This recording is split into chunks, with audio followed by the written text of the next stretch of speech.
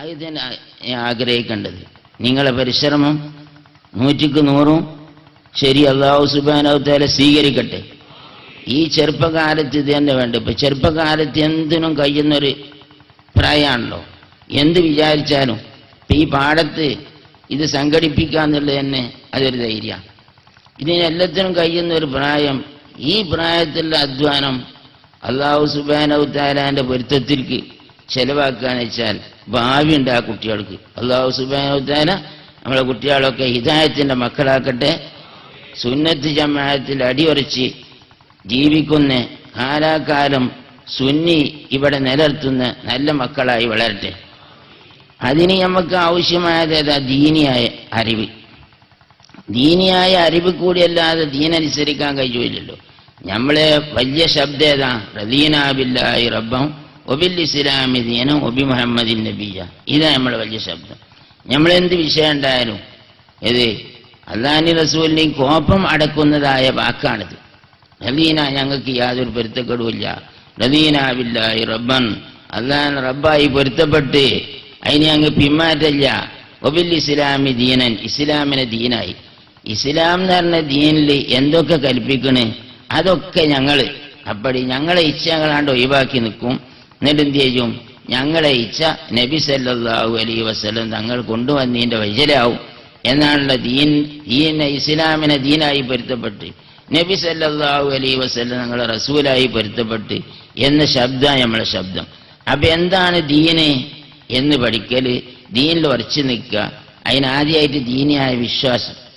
ആ വിശ്വാസത്തിൽ കളങ്കമില്ലാത്ത വിശ്വാസം, അല്ലാഹു സുബ്ഹാനഹു വ തആലാനെ സംബന്ധിച്ചുള്ള വിശ്വാസം, പേക്കാത്ത വിശ്വാസം, നബി സല്ലല്ലാഹു അലൈഹി വസല്ലം തങ്ങളെ പറ്റിയുള്ള വിശ്വാസം പേക്കാത്ത വിശ്വാസം എന്ന് പറഞ്ഞാൽ എങ്ങനെയാ അറിവ്? അറിവിനെ ഉറപ്പിക്കല വിശ്വാസം. പേച്ച അറിവായ അത് ഉറപ്പിച്ചാൽ പേച്ച വിശ്വാസമാവും. ഇതേ സംസ്കാരമുള്ള നമ്മളോടാണ് ഇന്ന് സംസ്കാരം പഠിക്കാൻ വേണ്ടിയിട്ട് ബുഷ് പറയുന്നത്. എന്നിട്ടോ അദ്ദേഹത്തിന്റെ സംസ്കാരം എന്താണ്? അദ്ദേഹത്തിന്റെ പട്ടാളം ഈ ആധുനികമായിട്ടുള്ള സംസ്കാരം. നമ്മൾ വിചാരിക്കും നല്ല ഡ്രസ്സ് ധരിച്ചു, പാൻസ് ധരിച്ചു, കോട്ട് ധരിച്ചു, ഇതൊക്കെ ധരിച്ചു കഴിഞ്ഞാൽ സംസ്കാരമുണ്ട്. അങ്ങനെയാണെങ്കിൽ നല്ല മോഡേണുള്ള സുന്ദരന്മാരാണ്, നല്ല വെളുത്ത തൊലിയുള്ളവരാ അമേരിക്കക്കാർ. അമേരിക്കൻ പട്ടാളം സൗന്ദര്യത്തിൽ കുറവൊന്നുമില്ല. അതേപോലെ തന്നെ അവർ സർവ്വസജ്ജരാണ്. ഇനി അതിന്റെ പുറമെ അവരുടെ ഡ്രസ്സും കാര്യങ്ങളൊക്കെ തന്നെ നമ്മൾ മോഡലാക്കിയിട്ടെടുക്കല്ലേ. ഈ ആളുകളോട് അടുത്ത് പെരുമാറുമ്പോഴുള്ള അവരുടെ സ്വഭാവത്തെക്കുറിച്ച് ചിന്തിച്ചു നോക്ക്.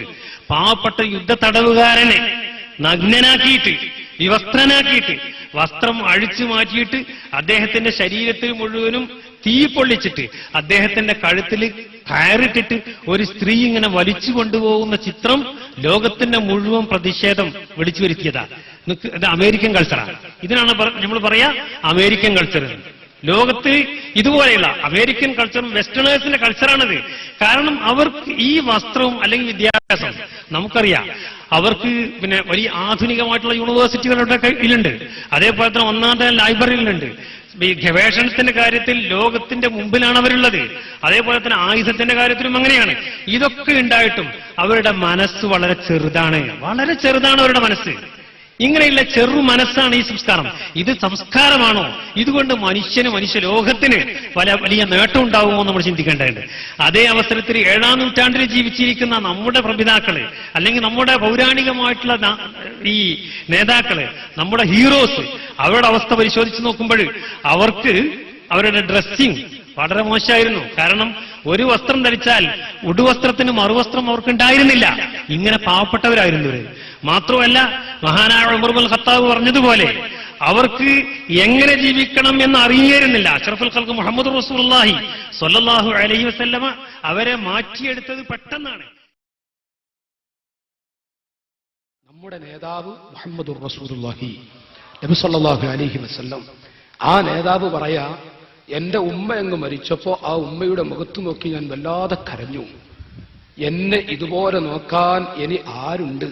അങ്ങനെ ഇരിക്കുമ്പോഴാണ് എന്റെ പൊന്നു ഉമ്മയെപ്പോലെ എന്നെ സ്നേഹിച്ച, എന്നെ നോക്കി വളർത്തിയ, നീണ്ട 10 വർഷത്തോളം എന്നെ വളർത്തിയ ഫാത്തിമ ബിൻത് അസദ് റളിയല്ലാഹു അൻഹ, അലി ഇബ്നു അബീ ത്വാലിബ് റളിയല്ലാഹു അൻഹുവിന്റെ ഉമ്മ, അബൂ ത്വാലിബിന്റെ ഭാര്യ ഫാത്തിമ ബിൻത് അസദ്, അലി ഇബ്നു അബീ ത്വാലിബിന്റെ ഉമ്മയായ അന്തി ഉമ്മുൻ ബഅദ ഉമ്മി, എന്റെ ഉമ്മാക്ക് ശേഷം എന്റെ ഉമ്മ, എന്റെ എല്ലാമെല്ലാം നിങ്ങളാണ് എന്ന് ഫാത്തിമ ബീവിയെ കുറിച്ച് റസൂലുള്ള പറഞ്ഞുവെങ്കിൽ അവിടുന്ന് മരണപ്പെട്ടപ്പോ ഫാത്തിമ ബിൻത്ത് അസദ് റളിയല്ലാഹു അൻഹ വഫാത്തായപ്പോ എന്താണ് നബി സല്ലല്ലാഹു അലൈഹി വസല്ലം ചെയ്തറിയും?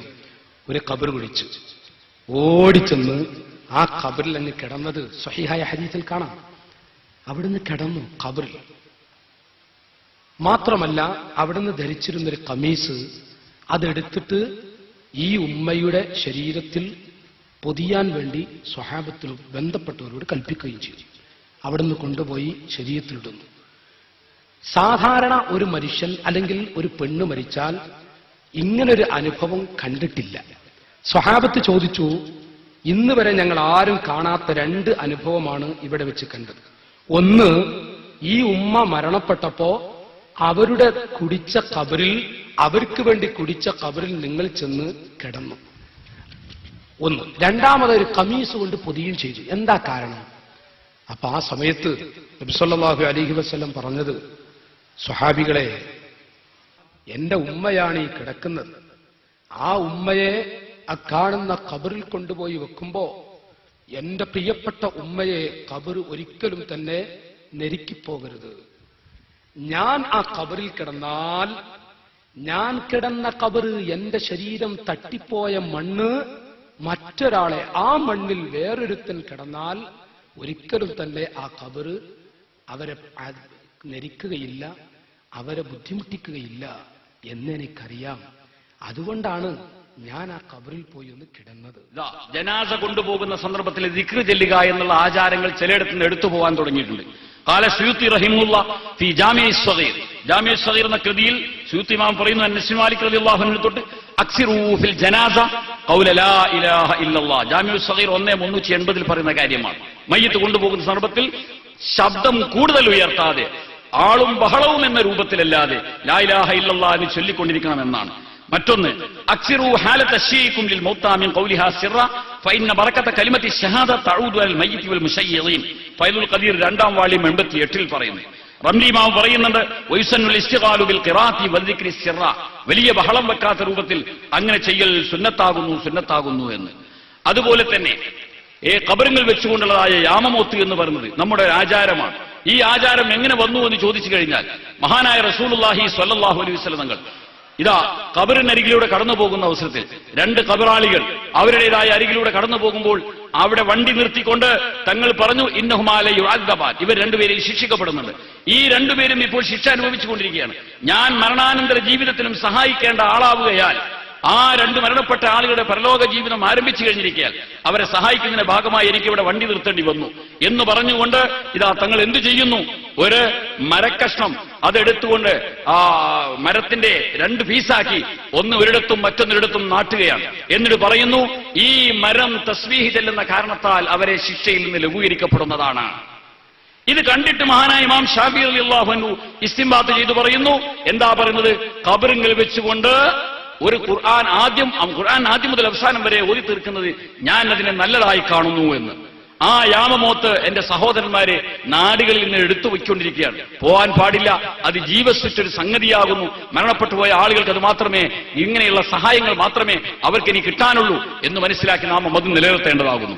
ഇതുപോലെ നമ്മുടെ മുഴുവൻ ആചാരങ്ങളും, ഒരാചാരവും ദുരാചാരം നമ്മുടെ കൈവശമില്ല. ഖുർആനിന്റെയും ഹദീസിന്റെയും ഉള്ളിൽ നിന്ന് മനസ്സിലാക്കിയെടുത്തത് മാത്രമാണ് നമ്മുടെ ഫുഖഹാ നമ്മെ പഠിപ്പിച്ചു തന്നുള്ളത്.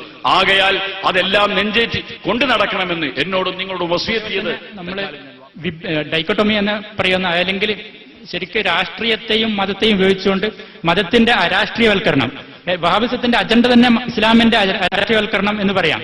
അതായത് ഇസ്ലാമിന്റെ രാഷ്ട്രീയ ശക്തിയാണ് ഇസ്ലാമിക ഖിലാഫത്ത്. ഇസ്ലാമിക ഖിലാഫത്തിനെ തകർക്കുക, അതല്ലെങ്കിൽ ഇസ്ലാമിക ചരിത്രത്തിൽ എപ്പോഴും ഖിലാഫത്തും മുലൂക്കിയത്തും തമ്മിലുള്ള സമരം ഇസ്ലാമികന്റെ ചരിത്രത്തിൽ എന്നും കാണാം. അതായത് ഖിലാഫത്ത് റാഷിദയുടെ, ഖുലഫായ റാഷിദീങ്ങളുടെ ഭരണശേഷം പിന്നെ മുസ്ലിം നാടുകൾ ഭരിച്ചത് അല്ലെങ്കിൽ രാജകുടുംബങ്ങളാണ്, മുലൂക്കിയത്ത്. പക്ഷേ